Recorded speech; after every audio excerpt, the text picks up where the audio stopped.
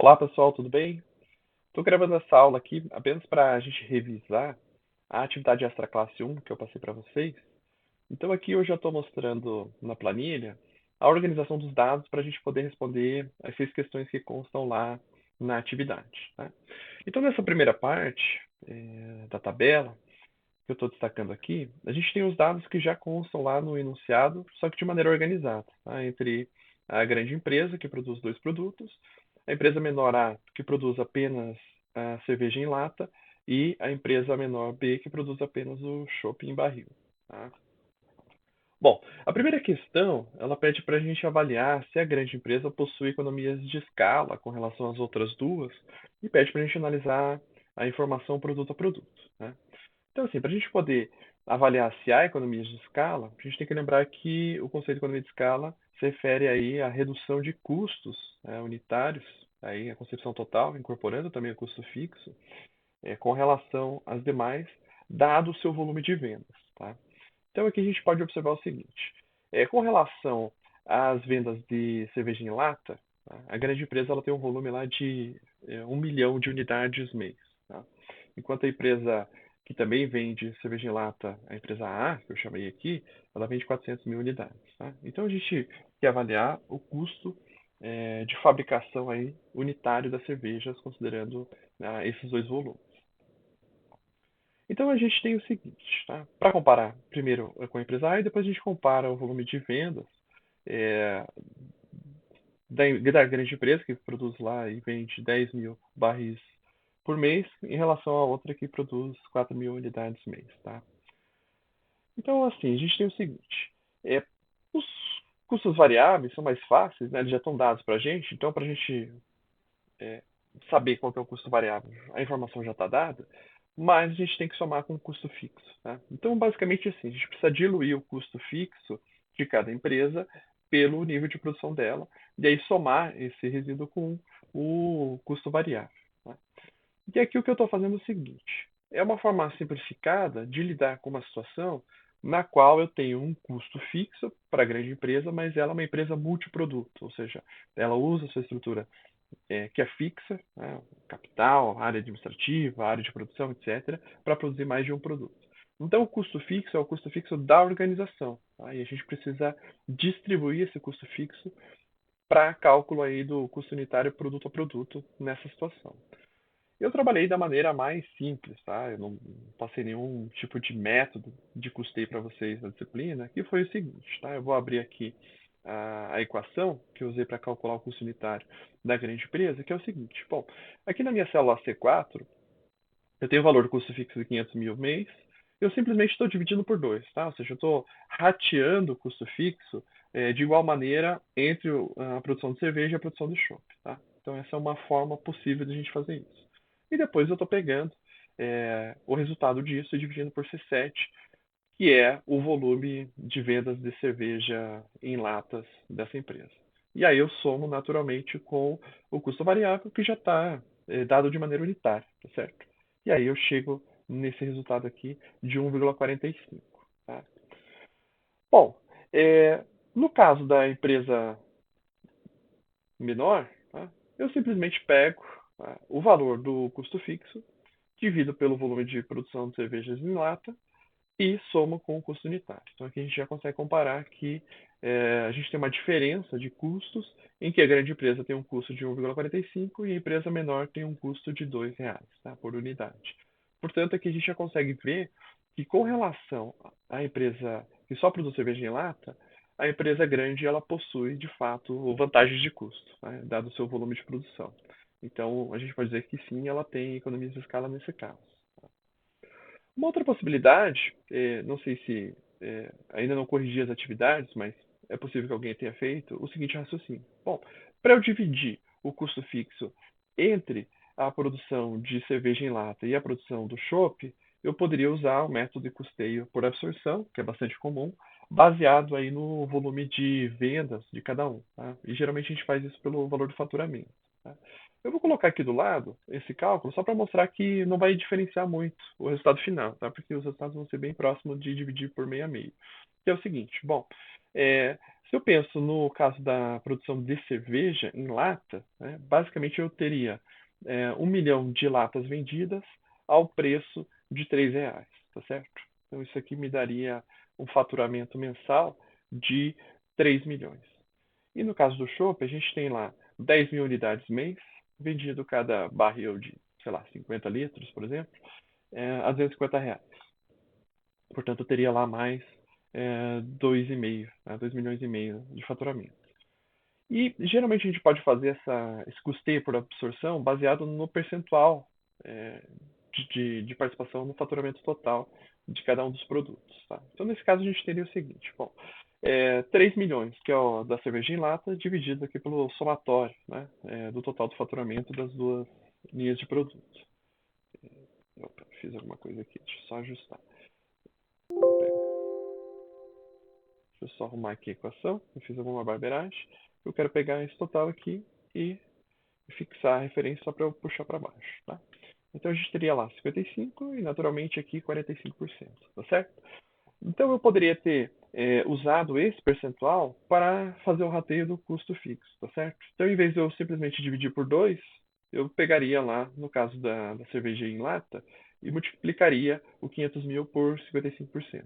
E depois, quando fosse fazer o cálculo do chopp aqui embaixo, eu multiplicaria esses 500 mil por 45%. Tá certo?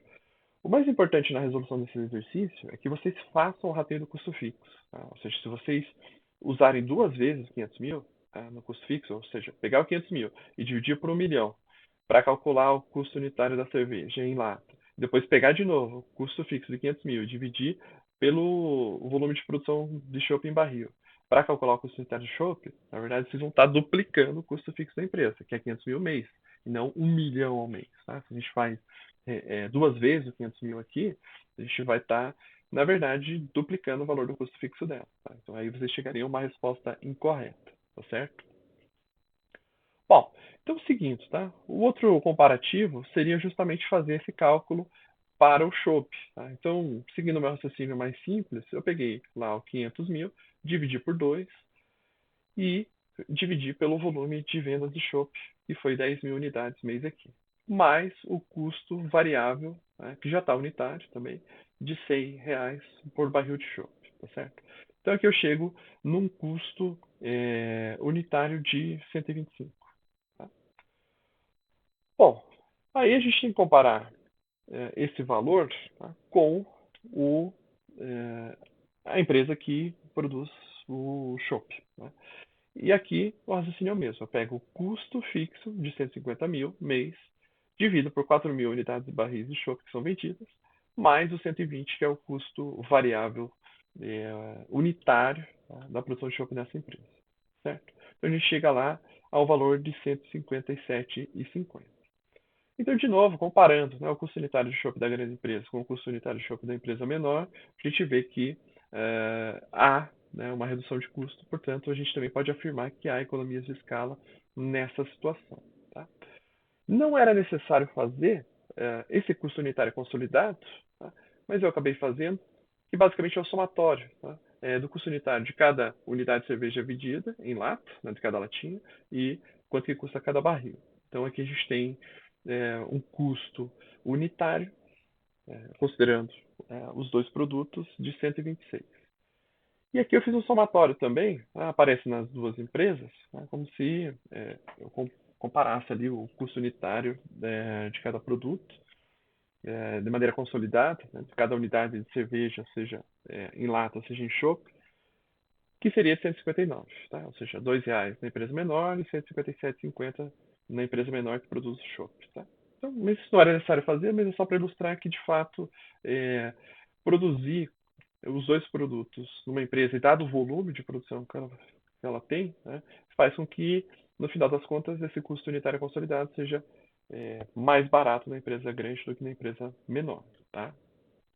Bom, mas esse aqui é só uma curiosidade, porque para calcular a economia de escopo, né, pelo princípio de custo total, que é o da questão 2, né, eu pedi para usar justamente esse conceito do custo total. Tá?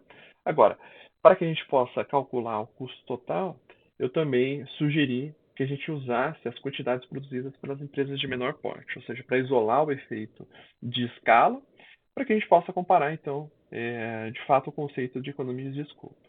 Então, para isso, né, a gente teria que ajustar o custo total pelo volume de produção das empresas menores. Tá? Então, isso significa dizer o seguinte, que para calcular o custo total da empresa grande, eu considerei, como está aqui na equação, os volumes de produção da empresa A e da empresa B. Tá? Então, o que eu estou fazendo aqui é o seguinte.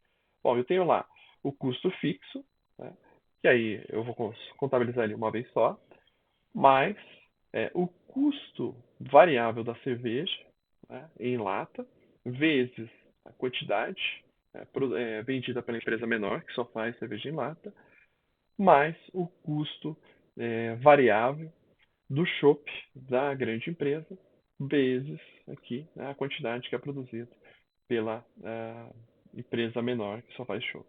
Certo? Então a gente chegaria nesse valor aqui de 1.380.000 por mês. Então esse é o custo total ajustado, né, pelo volume das pequenas empresas. Porque aqui eu tenho em cima, né, o custo total mensal, ou seja, basicamente eu estou tomando o custo fixo e aí multiplicando, né, custos variáveis pelos seus respectivos volumes de venda. Então aqui eu tenho, obviamente, como eu produzo mais, o custo total mensal da grande empresa ela acaba sendo maior do que o somatório das outras duas, que dá aqui 1.430.000. Tá? Mas quando eu ajusto para o volume de produção equivalente, eu tenho que é a mesma coisa, né? O somatório que está dado aqui em cima, 1.430, que o custo da grande empresa, o custo total da grande empresa, ainda é menor do que o somatório das outras duas. Tá? Ou seja, então, nesse conceito, a gente teria também economias de escopo, tá? Pelo fato de que a grande empresa está aproveitando melhor a sua estrutura física para diversificar a sua linha de produção. Tá? Então, isso faz com que ela tenha vantagens também pelo fato dela aproveitar os seus recursos para produzir mais de uma linha de produtos. Isso faz com que ela tenha também um custo total menor ao produzir internamente duas linhas de produto do que ser uma empresa especializada só na fabricação de cerveja em lata ou só na fabricação de chopp em barril. Tá? Bom, então com isso a gente tem aí a resposta para as duas primeiras questões. A terceira questão pede para a gente calcular a participação de mercado e a taxa de retorno sobre investimento de cada firma. Né? Então, ele pede para a gente usar as receitas totais do mercado para estimar o market share. Então, as receitas totais de cada empresa, né, vai ser dado aí pelo volume de vendas pelo respectivo preço. Tá? No caso da grande empresa, a gente tem lá 1 milhão, que é o volume de vendas em lata, vezes o preço de R$ 3, mais 10.000 barris de chopp vezes o preço de 250. Então, no final das contas, isso traz para a gente lá um faturamento de 5,5 milhões por mês. Tá? No caso da empresa A, que só vende chopp, né, então isso aqui, a forma está repetida, mas como está em branco aqui, não atrapalha, que basicamente vai ter lá uns 400.000 unidades de cerveja vendidas ao preço de 3,10. Então isso resulta no faturamento de 1.240.000 por mês. E no caso da empresa fabricante de chopp, a gente tem lá as 4.000 unidades vezes o preço de 260, que resulta em 1.040.000. Tá? E aí, o market share é dado pelo valor, né, de cada faturamento, então da grande empresa que é 5.500.000, dividido pelo somatório dos faturamentos de todas as empresas, que daí é a receita total do mercado. Tá? E aí a gente chega nesses market shares aqui, tá, em termos percentuais, e a gente consegue observar, então, que a participação de mercado da grande empresa é de 71%, da empresa que produz chopp, só cerveja em lata é de 16% e a que fabrica só chopp é de 13%. Tá? Então aqui já vai denotando que, claro, já é um mercado concentrado porque só tem três empresas, do ponto de vista hipotético. Né? Se a gente fosse calcular o índice de Hertha-Hirschman, por mais que a distribuição fosse igualitária entre as três, né, um terço para cada um, ainda assim a gente teria um valor alto do HHI, né, porque tem poucas empresas. Mas, de todas as formas, a gente consegue observar também que a primeira empresa, se a gente fosse calcular o CR1, já é 71%. Né? Então, isso também mostra uma alta concentração de mercado aqui. Tá? Bom, então com isso a gente responde a primeira parte da questão 3. E aí, a segunda parte é avaliar qual que é a taxa de retorno sobre investimento. Tá? Então aqui eu observei alguns erros nas poucas tarefas que eu vi entregue, que foi incorporar o investimento inicial nos custos fixos. Tá? Então, na verdade, uma coisa, outra coisa, outra coisa. Então, o investimento inicial, aquele capital que é investido, tá, na construção da fábrica, no, na formação aí do capital de giro para iniciar as operações. Tá? Então, isso aqui é um tipo de despesa que acontece uma vez por todas, até que, enfim, haja necessidade de fazer um reinvestimento. Seja para manutenção, recomposição de capital desgastado, obsoleto, etc., ou seja para expansão. Mas isso aqui acontece no início. Tá? E aí, mês a mês, ele não entra na conta de novo. Tá? Então, na verdade, a gente vai usar esse dado aqui do investimento inicial como o divisor, ou seja, como o denominador, para a gente calcular a taxa de retorno sobre o investimento que é solicitada aqui num parâmetro anual. Tá? Bom, como é que eu fiz essa conta? Tá? Basicamente, eu calculei qual que é o lucro mensal, tá, da empresa, de cada uma das empresas, e multipliquei por 12, tá? Para a gente ter o lucro é, anualizado, tá certo? Bom, a taxa de lucro aqui, como eu já tinha calculado o custo total mensal e a receita mensal, é um menos o outro, tá? Então a gente está ignorando detalhes aí de impostos sobre lucro, etc, etc. Então aqui é um lucro bruto mesmo, tá? Que a gente vai usar para comparação. Então aqui a gente tem que a empresa, a grande empresa, ela tem um lucro mensal de 2 milhões e 800, porque ela tem um faturamento de 5 milhões e meio e tem um custo total, né, produzindo as quantidades que ela efetivamente produz, de 2.700. Tá? No caso da empresa menor A, o lucro dela é 440 mil, né, porque é justamente 1 milhão 240 menos 800 mil. E no caso da empresa B, a gente tem um lucro de 410 mil reais por mês, que é a diferença do 1.040 por 630. E aí, a taxa de lucro, né, que é uma taxa de lucro, né, calculei só por curiosidade também, né, que é essa taxa de lucro é o lucro mensal dividido pela receita mensal, né, então é quanto da receita produzida permanece na forma de lucro bruto, vamos dizer assim, né, que é de 51%, 35%, 39%, mas o que o exercício estava pedindo para a gente era o que está na última linha aqui. Né?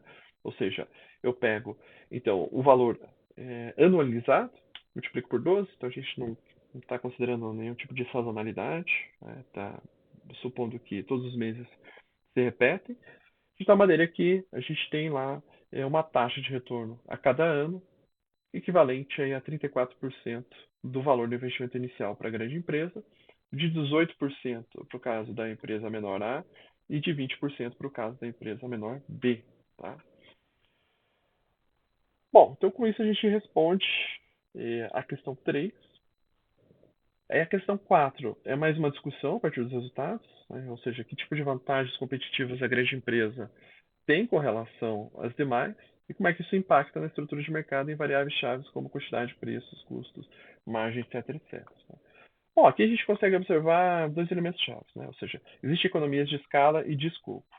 Portanto, essa empresa ela tem uma série de vantagens e a começar pela margem de lucro maior de todos os produtos. Tá? Eu até coloquei aqui, não era obrigatório calcular, mas ajudar a responder, que o fato dela ter uma margem de lucro maior, né, permite que ela, inclusive, expanda o seu mercado, tá, produzindo mais, talvez, né, e reduzindo o preço, no sentido de ocupar cada vez mais o espaço das empresas menores. Tá? Então, ela poderia ter uma conduta, fazendo um paralelo com uma discussão que a gente fez do trabalho do Steiner, de uma empresa progressista, ou seja, ela consegue ampliar a produção, reduzir ainda mais o custo unitário dela, aumentando a margem, mas ela pode usar isso também como uma estratégia de colocar preços mais baixos, que ela já tem, de certa forma, né, o preço mais baixo, então ela poderia simplesmente tentar ganhar a participação de mercado por quantidades e pouco a pouco vai marginalizando as outras empresas. Então isso é, poderia ser reforçado. Ou seja, a gente já tem uma estrutura de mercado que era concentrada, mas dadas as vantagens de escopo, né, e de escala da grande organização, ela conseguiria ainda, é, pouco a pouco, marginalizar cada vez mais as outras duas empresas, né, se elas não, enfim, não tivessem algum tipo de capacidade de ampliar sua produção. Tá? Então, eu acho que basicamente assim, a discussão vai nesse sentido. Ela já tem uma quantidade de produção mais alto, né, que as outras, que permite ter economia de escala.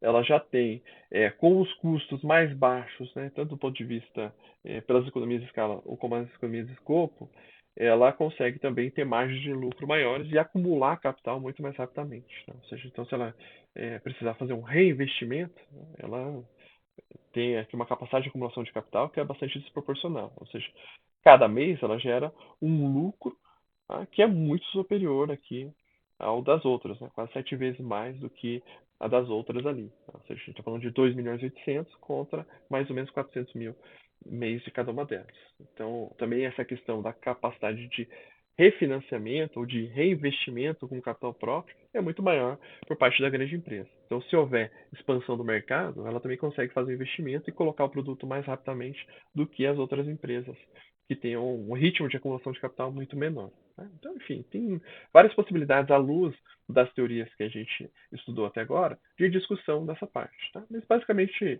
esses são os principais pontos. A questão 5 pede para a gente considerar, né, um custo de oportunidade equivalente à atual taxa básica de juros dos títulos públicos do governo brasileiro, a taxa Selic, e pergunta se alguma delas teria algum incentivo de abandonar o mercado. Tá?